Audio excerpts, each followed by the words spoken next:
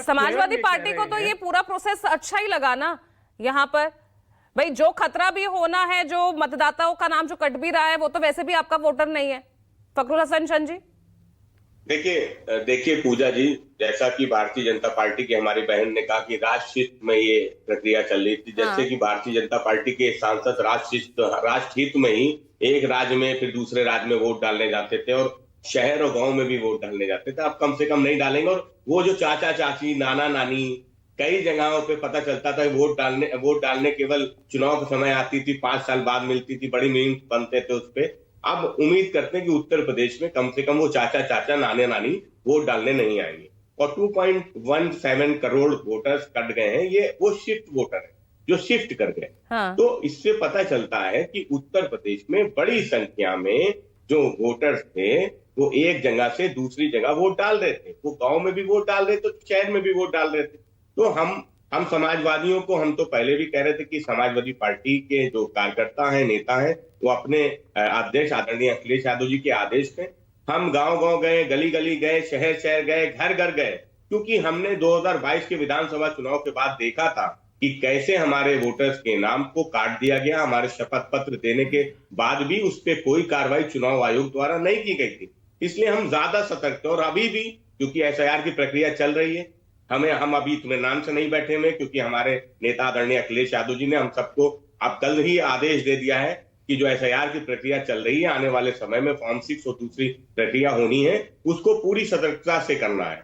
कोई प्रयास जो चुनाव आयोग का या भारतीय जनता पार्टी का हो कि हमारे वोटर्स का नाम काट दिया जाए या फॉर्म 6 भरा जाए, उसको एक्सेप्ट ना किया जाए, कोई बहाने बनाए जाए, तो उसके लिए हम सब तैयार हैं। हमारे बीएलए तैयार हैं, समाजवादी पार्टी के नेता आपके बीएलए से तो अच्छा काम किया है ना।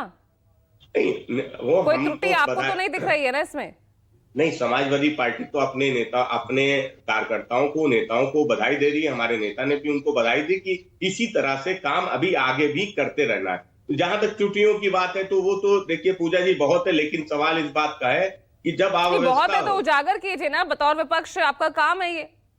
नहीं, देखिए जब ये कहते हैं कि 2003 की लिस्ट में नाम जिनके होंगे वही फॉर्म भर सकेंगे, तो हाँ। बहुत से लोग थे जिन्होंने 2003 में वोट डाले थे, आज नहीं है, या वो उस समय पे उनका वोट कट गया था। जिस तरह से आप देखते हैं कि चुनाव के समय पे जब हम लोग एक प्रक्रिया में होते हैं तो लिस्ट कुछ और होती है। जब हम चुनाव में जाते हैं 2 दिन पहले हमें पता चलता है कि लिस्ट कुछ और बदल गई। जिस तरह से 2022 के विधानसभा चुनाव में हुआ था, हमारे वोटर्स के नाम थे। भाई ऐसे तो जानकारी ये भी आ रही है कि भाई ऐसे तो हर विधानसभा में हर 5वां जो वोटर है वो फेक है। अगर इस तरह के हम आंकड़ों में जाएं तो 2024 में तो आपने अच्छा प्रदर्शन किया था। पूजा जी हम तो कहते हैं, वो अगर प्रदर्शन किया तो इसका ये मतलब थोड़ी है कि हमें फेक वोटर ने वोट दिया।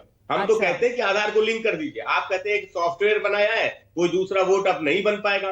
तो हम अगर आपकी इस बात को स्वीकार भी कर ले, तो जो लोग गांव और शहर छोड़ के जा रहे हैं, अगर हम अपना नाम शॉर्ट में लिख देंगे, अगर हम अपने पिता का नाम शॉर्ट में लिख देंगे, तो क्या वो सॉफ्टवेयर हमें पकड़ पाएगा? नहीं पकड़ पाएगा। इसलिए समाजवादी पार्टी समझती है कि वो जो आधार से, आप भले आधार को डॉक्यूमेंट्स मत मानिए, लेकिन आधार को आप वोटर लिस्ट से लिंक कर देंगे तो पूरे देश में कोई भी व्यक्ति किसी एक जगह पे ही वोट डाल पाएगा। चुनाव आयोग इस चीज से बचना चाहता है। अब देखिए ना, यहाँ पर डुप्लीकेट वोटर्स, आप देखिए संख्या कितनी है, 25,47,000।